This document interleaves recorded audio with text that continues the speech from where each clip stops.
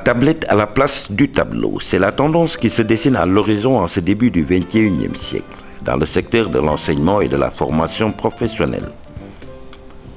La digitalisation progressive des canaux de transmission du savoir est en train de démocratiser l'accès à la science et aux technologies innovantes, ce qui constitue un avantage certain pour les pays africains, où la mobilité des apprenants pose problème par manque de moyens de communication, où les moyens financiers font défaut et où les salles de classe sont en déficit pour contenir les flux de bacheliers chaque année.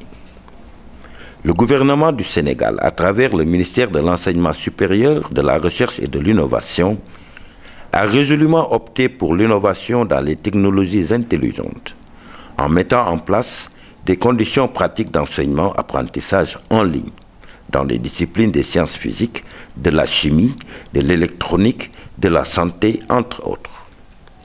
Il suffit à l'étudiant de disposer d'un ordinateur pour se connecter, quelle que soit sa position, et suivre un cours de travaux pratiques.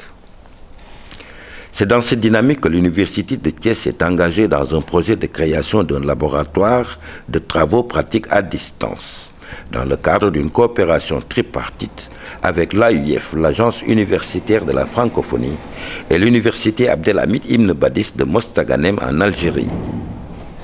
Mais l'opportunité est venue avec le concours lancé par l'AUF, qui disait qu'il a besoin d'innovation en matière d'enseignement orienté vers les travaux pratiques à distance.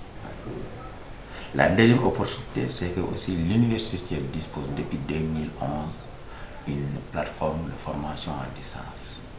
Donc toutes les modalités d'enseignement ont été éprouvées, expérimentées, à savoir les cours magistraux, les travaux dirigés, avec toutes les formes d'évaluation.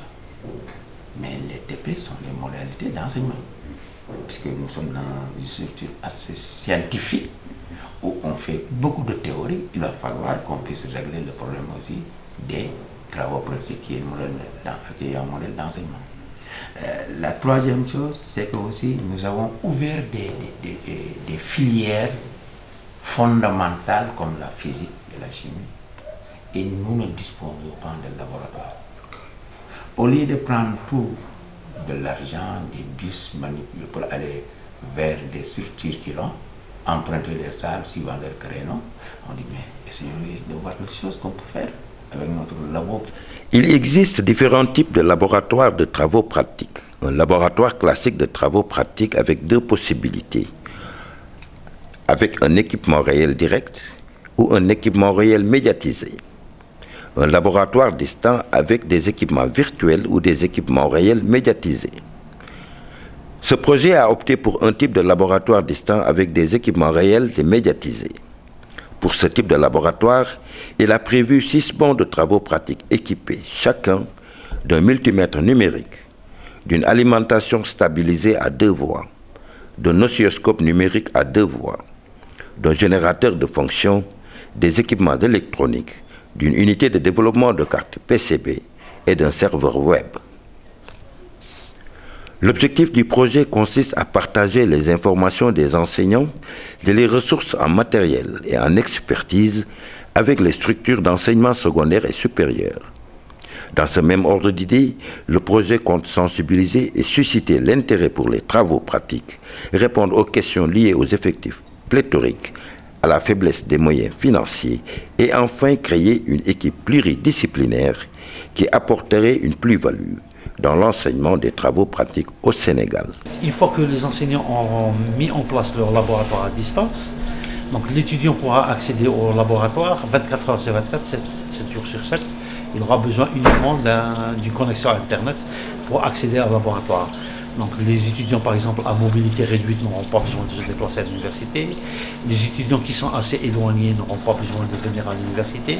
Ce premier atelier est destiné aux acteurs chargés de concevoir les travaux pratiques, à savoir les enseignants et les ingénieurs informaticiens. Cette formation de 5 jours s'est déroulée comme suit. Une période conception des séances de TP avec les enseignants et parallèlement avec les ingénieurs informaticiens. Une session de formation pour le paramétrage technique du matériel électronique. Une session de production sur un modèle de TP entre enseignants et ingénieurs informaticiens. Et enfin, une session de médiatisation dans la plateforme de formation à distance de l'université. Nous avons travaillé sur l'aspect logiciel. Nous avons pu, avec les formateurs, faire des simulations en ligne, faire aussi des dessins de circuits en ligne et les attaquer à partir de Moodle, la plateforme d'enseignement à distance de l'Université de Thiès.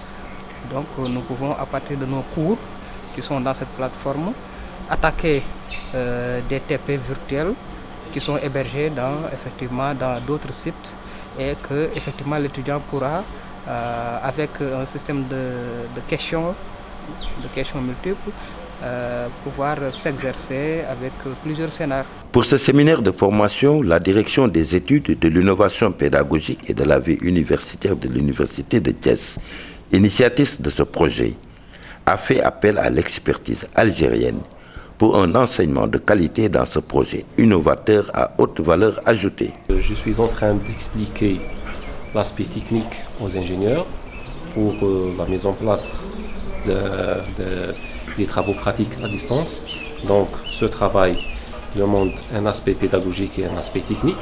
Donc pour les ingénieurs, c'est beaucoup plus la programmation des cartes, la programmation des instruments de mesure. Donc on fait les choses étape par étape. Nous avons fait avec les formations un ensemble de montage au niveau des équipements et ensuite, grâce au programme que nous avons codé, pu envoyer des requêtes et rendre répondant ces équipements-là. Donc maintenant, pour le professeur, tout ce qu'il aura besoin, c'est de rédiger son TP, dire qu'il a besoin de telle ou telle chose soit activée au niveau des équipements pour que l'étudiant puisse faire son TP à distance avec les paramètres définis par l'enseignant lui-même. Après cette formation, l'équipe pluridisciplinaire comprenant les enseignants et ingénieurs informaticiens entre de plein pied dans la phase de réalisation des TP, d'enrôlement des étudiants et d'évaluation des performances du laboratoire. En perspective, le projet envisage de créer un réseau de laboratoires distants au niveau national, connecté au réseau des acteurs de la formation à distance, qui à son tour sera connecté au plan international. Le plus avec ces TP à distance, c'est l'introduction des TIC. Actuellement aussi, le numérique, le digital envahit tout l'environnement de l'étudiant, de sa famille à autres. On a mis les tablettes qui pilulent, les smartphones qui pilulent. Mais nous, au lieu de les laisser faire ces smartphones-là avec des réseaux sociaux pour aller dans le pervers, nous récupérons donc ces outils-là qu'on met à la disposition en intégrant les TP. Et ça devient une valeur ajoutée, une redirection de ces outils. Non pas dans des services qui peuvent les faire perdre ailleurs, mais dans des services d'utilité dans leur enseignement. Il faut aussi faire tablette, le smart pour faire leur TP à distance. Une autre valeur ajoutée, c'est que les TP classiques, ils ont des créneaux. 8h midi, 3h et on voit le cadre qui va jusqu'à 22h au maximum. Mais ces TP-là, quand on les met en ligne, c'est 24 sur 24, 7 jours sur 7. Et donc, tout ce que nous avons comme effectif, ils peuvent le faire. Et il y aura de l'espace qui restera. La troisième valeur ajoutée, c'est que on peut y faire des fonctions service. Parce que 24 sur 24, 7 jours sur 7, cette plage-là, pour le moment, l'université n'a pas un effectif qui peut remplir cette plage. Donc le reste de ces plages horaires-là, on peut l'utiliser en mutualisant avec d'autres universités. Ça devient donc une valeur ajoutée de mutualisation de fonctions de service même.